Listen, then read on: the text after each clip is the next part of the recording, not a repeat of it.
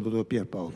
Então, o que eu farei aqui, até se me permite, Carlão, eu vou, antes de entrar exatamente no tema e tendo em vista a presença de figuras que são formadoras de opinião, não só na área jurídica, mas seguramente, sendo na área jurídica, também o são nas demais formas societárias do nosso país. E eu faço questão, viu, Bandeira, de dizer com muita frequência, como tenho dito ao longo do tempo, que é interessante, algo interessante na área jurídica, viu, deputado Carlão, nós precisamos, às vezes, falar obviedades, trivialidades, porque as pessoas se esquecem das obviedades. Então, é interessante, especialmente agora que nós estamos em período eleitoral, convém relembrar, né, que a única figura que tem autoridade no nosso país é o povo. Estou dizendo uma obviedade. Está escrito lá na Constituição que todo o poder emana do povo. Mas é por uma razão singela, interessante. Eu fui constituinte, foi meu primeiro mandato como deputado federal.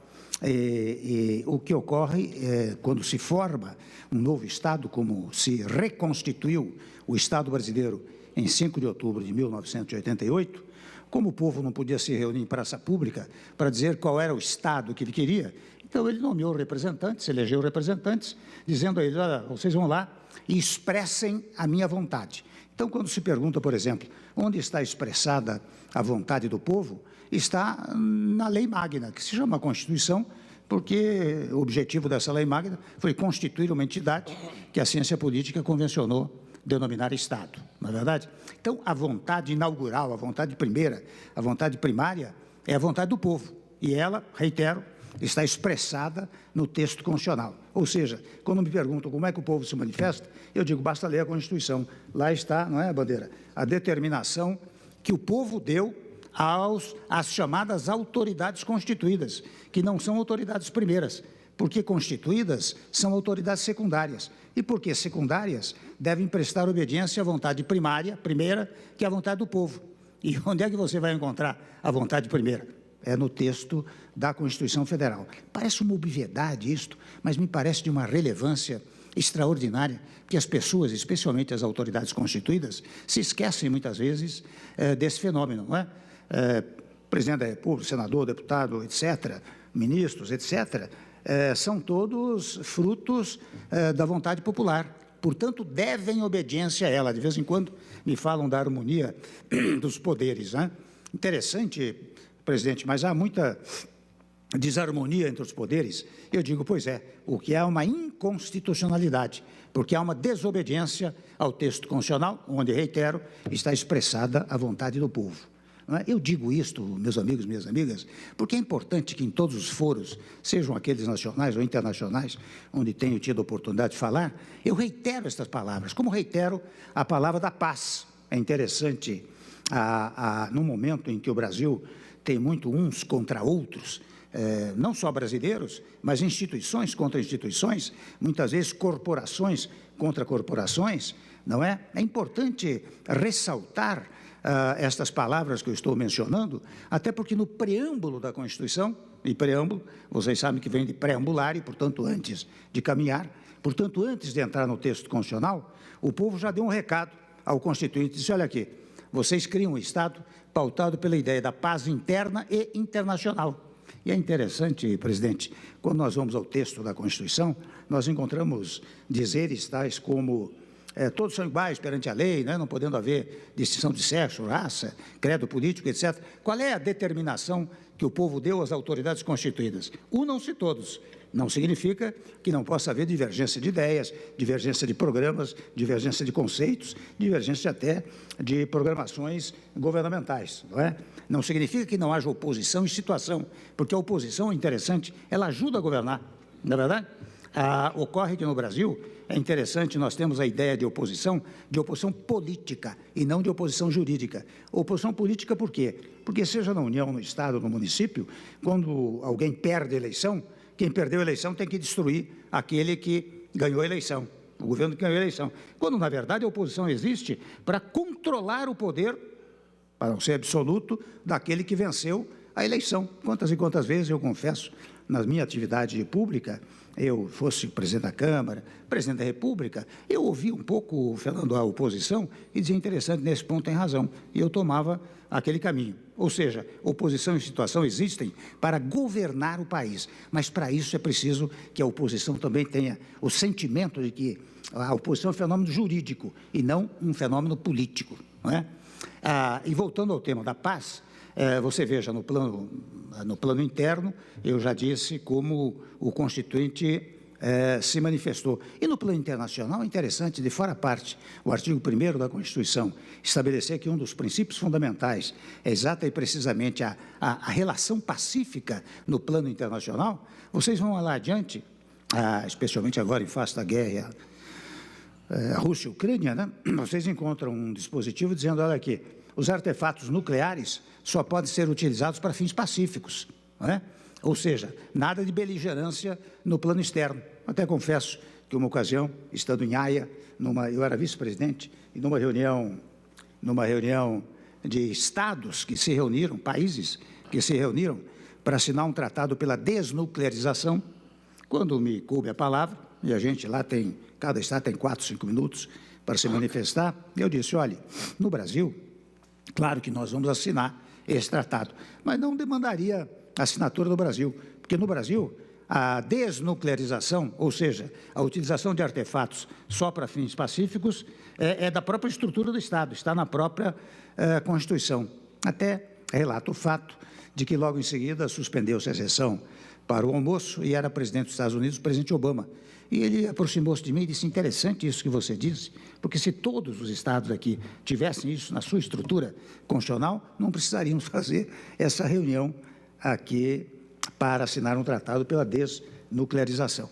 Por que é que eu estou dizendo isso? Eu falo primeiro para que nós, do Legislativo, né, eu que tantos anos passei no Legislativo, depois no Executivo, nós tenhamos consciência da nossa posição secundária, da nossa posição subsidiária, da nossa posição de quem deve cumprir a vontade primeira, que, volto a dizer, está expressa no texto constitucional. E, ao mesmo tempo, nós temos que trabalhar pela pacificação interna e internacional.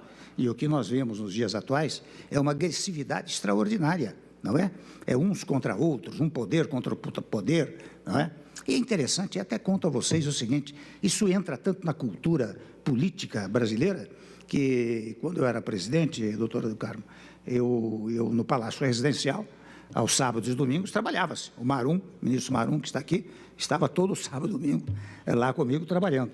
Mas quando chegava um ministro, Murilo, do Supremo, Murilo estava todo sábado e domingo lá comigo também, mas chega um ministro do Supremo Tribunal Federal, o presidente do Tribunal de Contas da União, havia uma repórter que ficava na frente e dizia assim, mas dizia como se fosse uma coisa pecaminosa, grave, subterrânea, né? Olha que acabou de entrar no Palácio Residencial o ministro do Supremo Tribunal Federal. Ora, se a Constituição determina a harmonia dos poderes, como é que você consegue a harmonia senão dialogando, não é? E interessante, eu digo isso, por isso eu digo, são obviedades, trivialidades, mas que têm que ser ressaltadas, porque ela vai tomando conta da cultura nacional, não é? E daí porque nessa introdução eu tomo a liberdade de fazer essa pregação, porque acho importantíssimo que os amigos, são todos da área jurídica, né? Ou próximos da área jurídica, que na verdade possam pregar, se concordarem nas suas falas, exata e precisamente essas ideias mais singelas que eu estou apontando. Este é um primeiro ponto. O segundo ponto é a questão do advogado, né? O advogado, eu até tomo a liberdade de dizer que eu sou autor do artigo 133 da Constituição Federal, que estabelece, em primeiro lugar, que o advogado é inviolável por seus atos e manifestações, não é? E indispensável à administração da justiça, a significar que, pela estrutura constitucional de 1988, as áreas jurídicas são idênticas, são iguais, não é?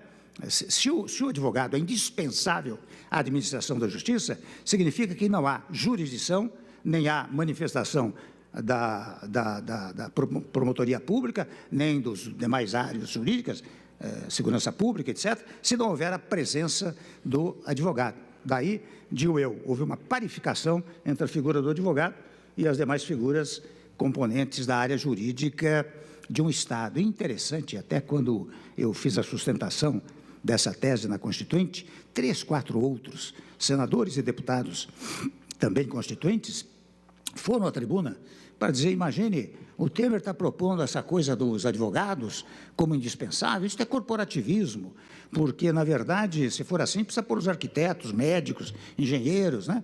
E quando eu percebi quem falava, eu disse, ao tomar a palavra, eu disse, olha, eu fico muito feliz que A, B, C e D tenham vindo aqui à tribuna, porque eles são componentes do governo autoritário que nós estamos tentando derrubar. A figura do advogado é precisamente pautada pela ideia do artigo 5º da Constituição Federal, que estabelece um rol, hoje são 78 ou 79 incisos do artigo 5º, asseguradores dos chamados direitos individuais. E, portanto, os direitos individuais são efetivamente levados adiante, protegidos, sobre serem elencados, pela figura do advogado, não é? Já na Idade Média, advogado de advocatus, ou seja, aquele que era chamado, não é?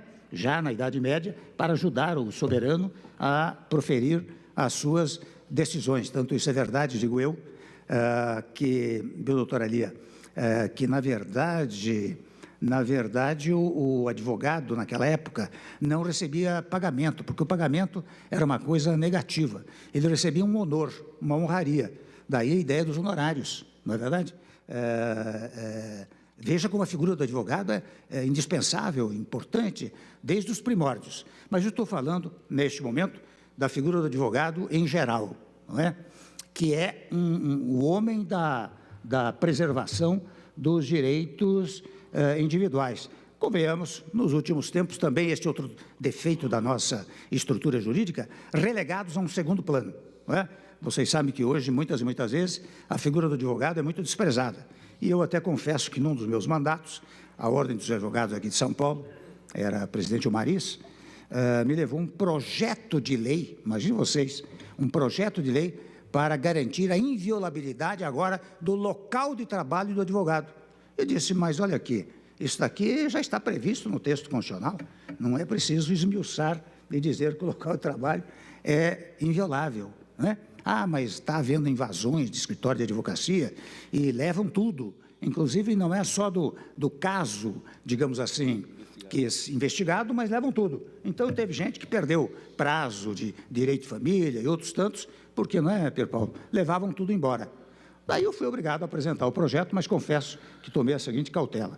E eu disse, olha, é com grande pudor intelectual que eu apresento este projeto, porque, na verdade, isso já está previsto no texto constitucional.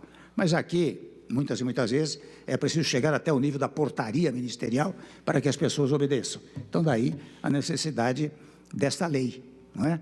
E que, afinal, acabou sendo aprovada e promulgada pela presidência da República. Era presidente até o presidente Lula, mas ele viajou e deixou para o Zé Alencar sancionar o projeto, porque havia uma resistência àquele projeto. Bom, mas isto eu quero dizer, preliminarmente, a importância da figura do advogado no concerto nacional. E agora eu vou àquilo que nós podemos chamar de advogados públicos, não é? Que tem uma função muito importante, seja no executivo, seja no legislativo. No executivo, digo eu, o advogado, o doutor Alia sabe melhor do que eu, o advogado tem uma função dupla, a função de defender, né, doutor Olim, os interesses do Estado, portanto, como advogado que vai defender as questões do Estado, mas tem uma função de, quando consultor, de pregar a legalidade, porque quando o administrador consulta alguma coisa, o que ele está pregando é exata e precisamente o cumprimento do sistema jurídico nacional, é o cumprimento da legalidade. Esta é a função do advogado público. Outra função não é a do procurador público, do advogado público, componente das assembleias legislativas, da Câmara Federal, do Senado Federal, das câmaras de vereadores, porque, na verdade, o advogado, no processo legislativo, ele tem a função de verificar, em primeiro lugar, penso eu, o fenômeno da constitucionalidade, não é? Porque se ele vai orientar vamos dizer, até no plano individual, se ele vai orientar o nosso querido presidente Carlão Pinhatari, que não precisa dessa orientação, mas se ele vai orientar para dizer, olha, não propõe esse projeto porque ele é inconstitucional, porque a inconstitucionalidade, de fora a parte a questão do mérito, é o primeiro tópico que deve ser examinado. Tanto que até no caso de sanção ou veto, né, doutor Bandeira, quando a Constituição diz: se o presidente da República julgar inconstitucional o projeto ou contrário ao interesse público, portanto, a preliminar é da inconstitucionalidade. E interessante que, mesmo nas casas legislativas, as comissões de Constituição e Justiça, elas têm o dever, em primeiro lugar, de examinar se é constitucional ou não. Depois é que vai para as comissões de mérito. De igual maneira, volto a dizer, o advogado legislativo também tem este papel de orientar, não só a casa, mas às vezes individualmente, cada qual dos deputados, cada qual dos membros do Congresso Nacional ou das Assembleias Legislativas, quanto a estes dois aspectos. O primeiro na verdade, o problema da constitucionalidade, porque seria inadequado que um deputado propusesse um projeto nitidamente inconstitucional. Então, a barreira que existe para isso é precisamente a figura do advogado do legislativo. E, se for o caso também, o advogado é muito consciente das necessidades do interesse público, ele pode até opinar sobre o eventual interesse público ou desinteresse público desse projeto. Esta, fundamentalmente, é a função do advogado no processo legislativo. E depois, toda a tramitação, convenhamos. Eu me recordo, o nosso presidente Carlão Pinhatari disse, até muito a propósito da ação do Poder Judiciário, é uma pena que a todo momento o Judiciário seja, e vocês sabem que a jurisdição é inerte, ela só age se provocada. E convenhamos, quem mais provoca, eu fui presidente da Câmara 3 vezes, Carlão, e eu via quem mais provocava o Supremo Tribunal Federal eram precisamente os partidos políticos, as lideranças, que não tinham sucesso muitas vezes nas suas perspectivas de natureza legislativa e iam provocar o Supremo Tribunal Federal. Então, esta é uma matéria que também o advogado legislativo pode orientar no sentido de impedir aquelas questões que rotineiramente chegam ao Poder Judiciário. Então, em síntese, meus amigos, eu acho que, sob o foco da advocacia em geral, eu já tentei demonstrar, assim, muito rapidamente, fugazmente, velozmente, que o advogado é indispensável à administração da justiça. Em segundo lugar, que só nasce a figura do advogado no Estado democrático de direito. Eu não conheço a figura do advogado num Estado totalitário. Ele é, digamos assim, ele é consequência do Estado democrático de direito. Quando eu dava minhas aulas, eu dizia para os alunos, olha, o advogado, ele só sobrevive na democracia. Aliás, por isso mesmo, quem está na área jurídica tem muita possibilidade de ingressar na atividade pública, porque a atividade pública é uma atividade pautada pela ideia da oposição, de situação e oposição. E quem está na área jurídica vive da contestação. Eu sou advogado, proponho alguma coisa, a primeira coisa que eu recebo, Bandeira, é uma contestação. O juiz dá a sentença, a primeira coisa que ele recebe é um data vênia e vem lá uma contestação para o recurso dizendo que está tudo errado. O delegado de polícia termina o seu inquérito, o advogado dizendo que está tudo errado, etc, etc. Contestação, portanto. De igual maneira, o Ministério Público, o Ministério dá seu parecer, o advogado diz que está tudo errado. E mesmo nas instâncias judiciárias, você vai até o 4º grau de jurisdição dizendo que está errado lá atrás. Então, você, advogado jurista em geral, qualquer carreira jurídica, vive da contestação. E a democracia é o regime da contestação. Por isso que nós estamos muito habilitados a participar com muita tranquilidade, sem nenhuma irritabilidade política, sociológica, o que seja, da atividade pública. Porque nós temos ciência e consciência desta função natural do advogado. De modo que, em palavras finais, o Murilo falou para não passar de meia hora, Então, em palavras finais, faltam 2 minutos, eu quero cumprimentar a Assembleia Legislativa pela oportunidade desse encontro e já vi que foi capaz de reunir as melhores cabeças aqui do Congresso e de Brasília. Está aqui o Bandeira, do Poder Executivo, e a ideia de fazer um congresso pelo direito legislativo. Interessante, é uma coisa que poderia até ingressar, não sei se vale a pena, mas ao final deste encontro, quem sabe vocês fazem uma proposta para que as escolas tenham pelo menos um trecho, 6 meses que sejam, de direito legislativo, porque isto significa direito do processo legislativo. Porque as pessoas, por incrível que pareça, Carlão, você sabe que as pessoas não conhecem o processo legislativo, não têm a menor ideia de como as coisas se passam. E ter uma ideia de como as coisas se passam é compatível com a democracia. De modo que, quem sabe, deste Congresso, e daí a sua oportunidade, quem sabe ao final dele, os senhores possam propor ao Ministério da Educação, aos Conselhos Federais, a hipótese de uma cadeira, ainda que semestral, do processo legislativo.